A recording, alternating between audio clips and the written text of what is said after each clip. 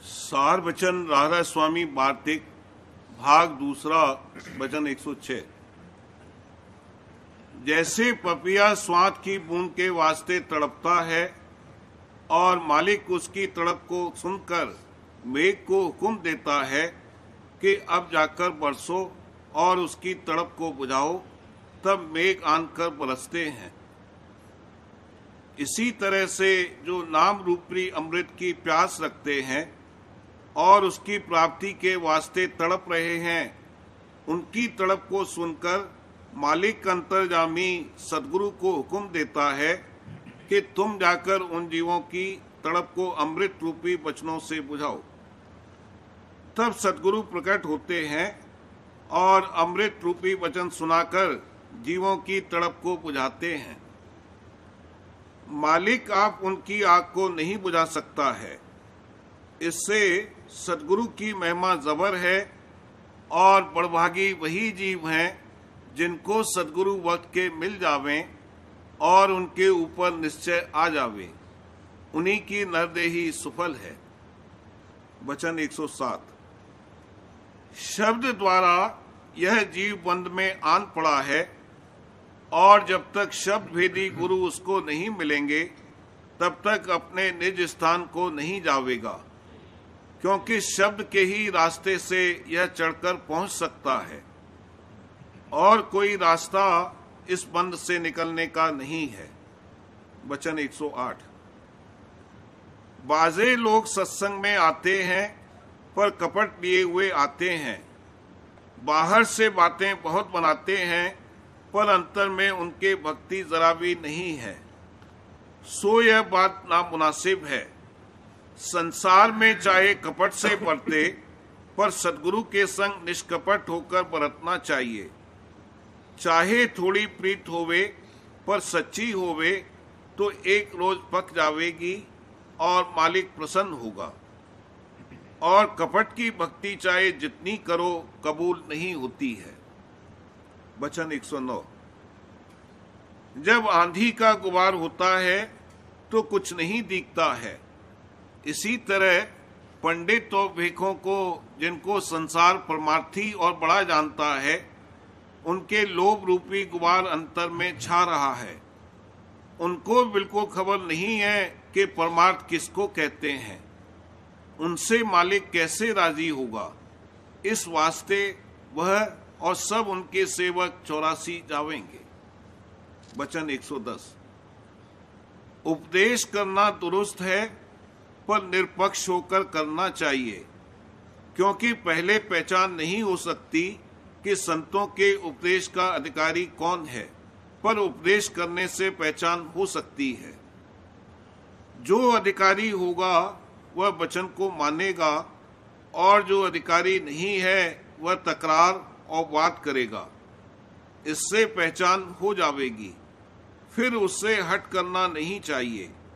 उपदेश करना बिल्कुल मना नहीं है, क्योंकि जो उपदेश नहीं होगा तो संतों का मत कैसे प्रकट होगा। वचन 111। मालिक को दीनता प्यारी है। मुनासिब यह है कि पहले वह काम करना कि जिससे दीनता आवे और यह संतों के संग से हासिल होगी। पंडित और भेग के संग से जो सिवाय धन और भोजन के कुछ नहीं चाहते, उनके संग न दीनता आवेगी और न मालिक राजी होगा।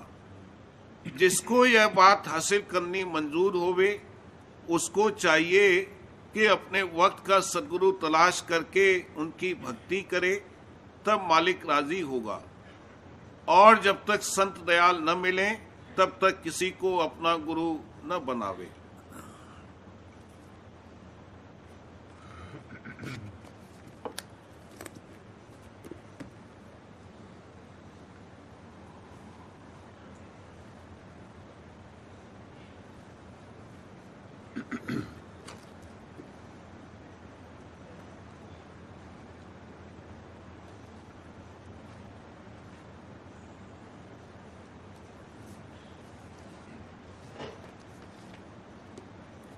वचन बाबूजी महाराज दूसरा भाग वचन 126।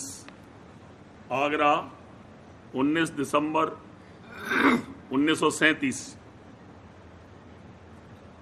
जब तक सूरत तीसरे तिल के परे नहीं पहुंचेगी, राधा स्वामी मत और उसकी बुजुर्गी समझ में नहीं आ सकती और चित्त में नहीं समा सकती। तीसरे तिल के परे जाकर निर्मल बुद्धि जागेगी और सहजदल कमल का प्रकाश देखकर इस देश से लाज आवेगी और मन व माया के भ्रम से बच सकेगी। तीसरे तिल के परे पहुंचने और सूरत के मन से न्यारी होने के लिए दो चीजें दरकार हैं। पहली, कुदरत के कायदे से यहाँ की उल्टी सुल्टी हालतें गुजरकर इतनी कोमलता आ जाए कि संत सदगुरु का असर ले सके। दूसरी, अपनी मदद देकर सदगुरु अंतर्मुख अभ्यास करावे। संत मत राधा स्वामी मत का अच्छी तरह से समझ में आना निहायत मुश्किल है। जब तक सूरत तीसरे तिल के परे नहीं पहुंचेगी, न तो ये मत अच्छी तरह से समझ में आ सकता है और न इस मत की बुजुर्गी और कदर चित्त में समा सकती है। तीसरे तिल के नीचे मन और माया सूरत पर इस कदर गालिब और हावी हैं कि सूरत को अपने निज देश की सुध करने की गुंजाइश ही नहीं है। सूरत इस कदर मन में धंसकर पैवस्त हो गई है कि उसका कुछ पता ही नहीं है, वो कमोबेश गायब है। गो ताकत देने वाली तो वही है, मगर यहां करता धरता मन है। मन बजाते खुद जड़ है, सूरत से ताकत लेकर काम करता है और जो कुछ करता है अपने रंजन के लिए करता है। तन भी वही काम करता है जिसमें मन को हज व रस मिले और अपना व उसका दोनों का रंजन हो। जैसे खाना खाकर मन का रंजन होता है, वैसे ही तन को भी हर्ष मिलता है। यानी खाना खाने के बाद तन इस तरह प्रफुल्लित होता है और खिलता है जैसे कि बहार में फूल खिलता है। इस तरह तन और मन दोनों का आपस में ताल्लुक है। दोनों अपने व एक दूसरे के रंजन के लिए कार्रवाई करते हैं। सुरत बेखबर है और जब तक वो किसी कदर बरामद न हो, राधा स्वामी मत समझ में नहीं आ सकता। ये तन तम का भंडार है। ये देश अंधेरे और अंधेर का है। यहां के वासियों के अकल पर भी ऐसा अंधेरा छाया हुआ है कि इस अंधेर में कोई भी नाकिस से नाकिस और बुरे से बुरा काम नहीं है जो जीव से न बन पड़ सके और ये न करी। जब इसकी सूरत तीसरे तिल के परे सहजदल कमल में पहुंचेगी, तब इस अंधेरे और अंधेर के देश में जो नाकिस कार्रवाइयां हो रही हैं, उन पर लाज आवेगी। बानी में भी कहा है, सहज कमल जाय भाज, देखे वहां का समाज, मन को तब होए लाज, यही काज कीजिए। जब तक सूरत की तीसरे तिल के परे गति नहीं होगी, तब तक निर्मल बुद्धि नहीं जागेगी। जब सहजदल कमल में पहुंचे और वहां का प्रकाश व समाज देखने में आवे, तब इस देश से लाज आवेगी और मन व माया ने जो यहां भ्रम व भूल भुलैया पैदा की हैं, उनसे बच सकता है। राधा स्वामी दयाल ने जिस भक्ति का वर्णन किया है, वो सबसे न्यारी और बाला है। वो भक्ति सिर्फ सूरत कर सकती है, तन और मन से नहीं हो सकती। तन भी भक्ति करता है और मन भी भक्ति करता है, मगर ये अपने मतलब की भक्ति करते हैं। शारीरिक और मानसिक बल व पुरुषार्थ से सूरत की भक्ति नहीं हो सकती, बल्कि तन और मन के बल व पुरुषार्थ का मौजूद होना इसके लिए विघ्न कारक है। संसार के सब मजहबों में और राधा स्वामी मत में यही फर्क है। राधा स्वामी मत की कार्रवाई तो बिना सूरत के हो ही नहीं सकती, नामुमकिन है। राधा स्वामी मत की कमाई के लिए जिस कोमलता और मुलायमियत की जरूरत है वो सिर्फ सूरत में है। मन तो जड़ और कठोर व पत्थर है। मन न तो इस मत की कदर कर सकता है और न वो अंतर्मुख अभ्यास कर सकता है जिसका राधा स्वामी दयाल ने संत सदगुरु रूप धारण करके उपदेश किया है। सूरत के तीसरे तिल के परे पहुंचने और मन से न्यारी होने के लिए दो चीजें दरकार हैं जिनका अब मुख्तसर तौर पर बयान किया जाता है।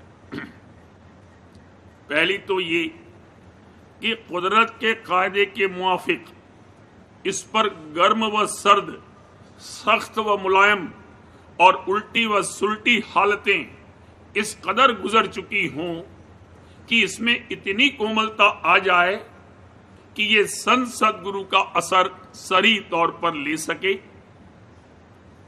और उस असर के पहुंचाने के लिए कुल मालिक संत सदगुरु रूप धारण करके उस घाट पर आवें जिस पर कि ये बैठा है, या सदगुरु को भेजें।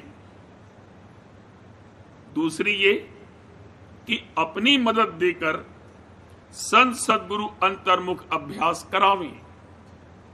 अगर इन दोनों को मिलाकर कहा जावे तो ये होगा कि अंतर और बाहर सत्संग प्राप्त हो, सबका उपाय सत्संग है। चाहे जिस कदर ये कठोर हृदय हो गया हो, चाहे जितना इसका नीचे उतार हो गया हो और मालिक को भूल गया हो, मगर अंतर के अंतर्गत मालिक की संभाल मौजूद है और वो ये है कि उसकी मौज से बराबर ऊंच नीच और उल्टी सुलटी हालतें गुजर रही हैं और रद्दोबदल हो रहा है, जिस सब का नतीजा ये होगा कि एक दिन ये जरूर इस कदर कोमल और मुलायम कर लिया जाएगा कि मालिक का असर ले सके, यानी मालिक की दया के लिए रास्ता बने और दया आवे। तीसरे तिल के परे एकदम तो नहीं पहुंच सकता, मगर अपने कर्मानुसार इस कदर ऊंच नीच हालतें गुजर चुकनी चाहिए कि कुछ सूरत बरामद होने लगे और कोमलता आने लगे, ताकि संत सदगुरु का असर ले सके। और वो असर ये होगा कि ये सत्संग में खिंचकर आवेगा जहां की नित्य अमी का छींटा मिलता है। अमी के छींटे से ये समोया जाएगा। जिस तरह से सख्त और कड़ी चीज को छींटा दे देकर मुलायम किया जाता है, उसी तरह सत्संग रूपी अमी के छींटे से इसकी कठोरता रोज ब रोज कम होती जाएगी और कोमलता व मुलायमियत आती जाएगी। सत्संग करो बनाए, अमी का छींटा लीजिए। जिस कदर कोमल होता जाएगा, सूरत रूपी सूत यानी सूरत का तार निकलता जाएगा और निकल निकल कर तीसरे तिल पर कुकड़ी बनेगी। शुरू शुरू में ऐसा होगा कि तार निकला और फिर टूट गया, क्योंकि जब तक कठोरता है तार नहीं निकल सकता और जल्द चटक कर टूट जाता है। फिर निकलेगा, पहले से कुछ ऊपर जाकर टूटेगा।